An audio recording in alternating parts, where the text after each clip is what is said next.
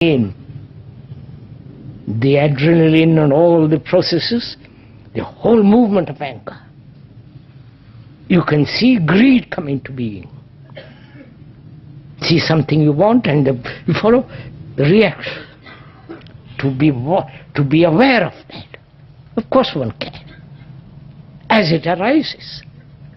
Now the question is little more difficult, more deep, is can thought, please listen to this, which is you can be aware as anger arises. That's very simple. But is there an awareness of thought, awareness of thought itself? You understand what I'm saying?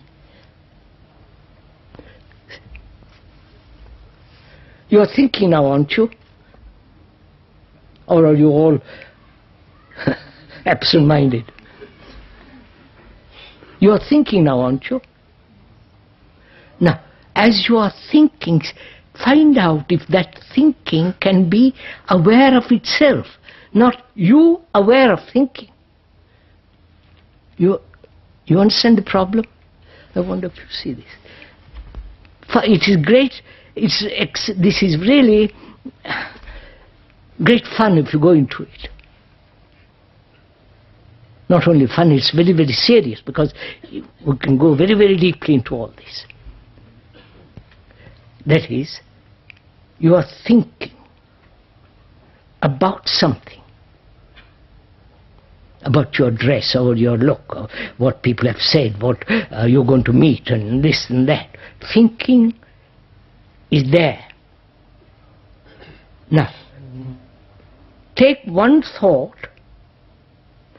and see if that thought can know itself. Yes, sir, this requires tremendous attention, and which you're not used to. You are thinking about the dress you have had or you're going to buy.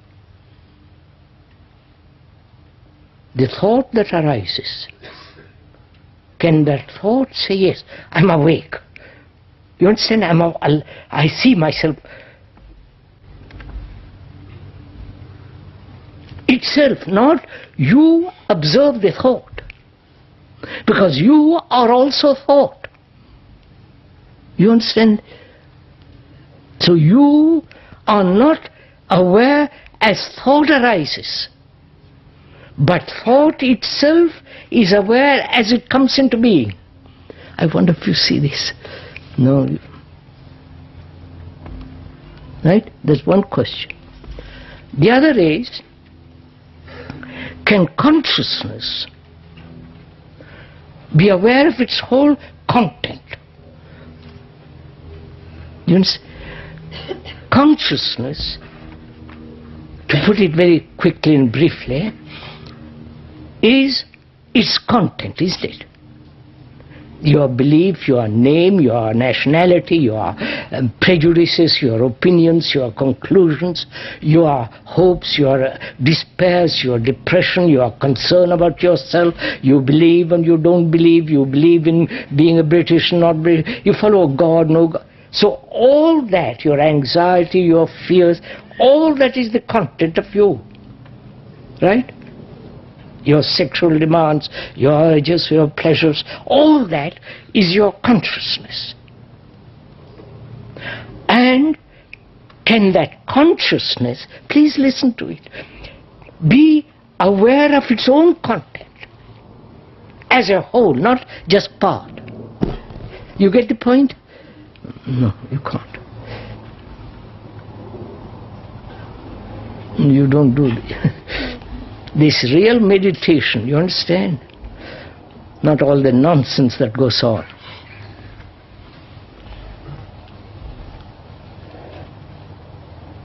Because to see the whole of your being, not just your sexual demands, because sex isn't your only life. There are fears, death, anxiety, guilt, despair, depression, you follow? Sorrow. All that's part of your life. So all that is your consciousness. Now the questioner asks, can your consciousness be aware of its whole content?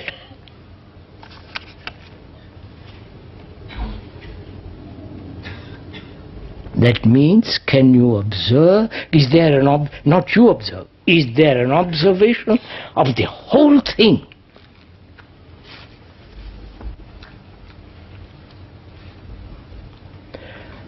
One has to go very deeply into this. We haven't time, but I'll go briefly into it. That consciousness is put together by time, through what we call evolution. You have had incidents, accidents, remembrances, racial, national, and so on, family. All that is a movement contained in consciousness. Right? And is it ever possible to be completely free of that content? You understand? No, you're not interested in all this.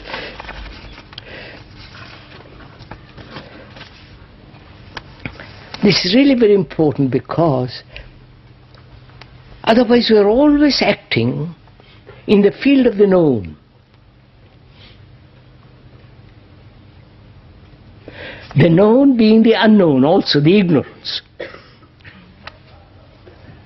There's never freedom.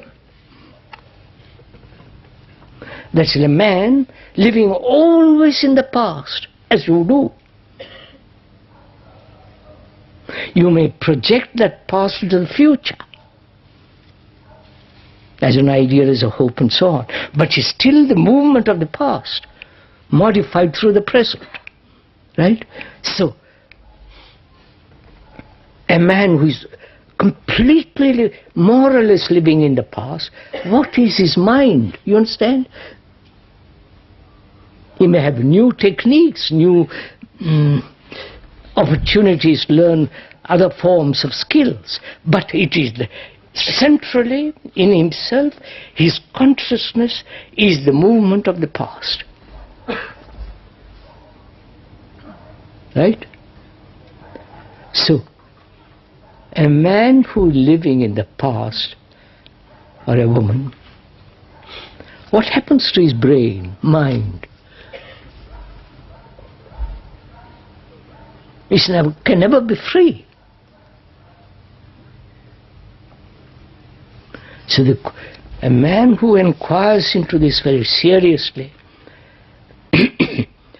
has to find out whether this whole consciousness with its content can be seen at once, which is to have total insight into this. I don't know if you ever considered looking at anything wholly.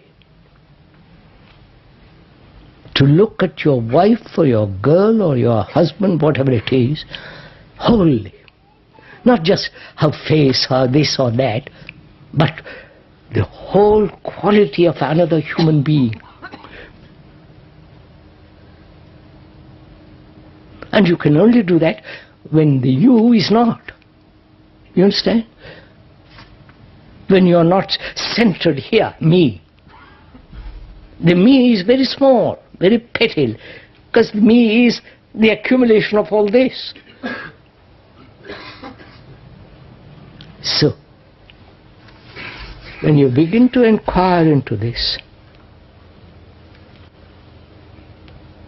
whether it is possible to see the whole content and movement of consciousness, which means the whole structure of the being.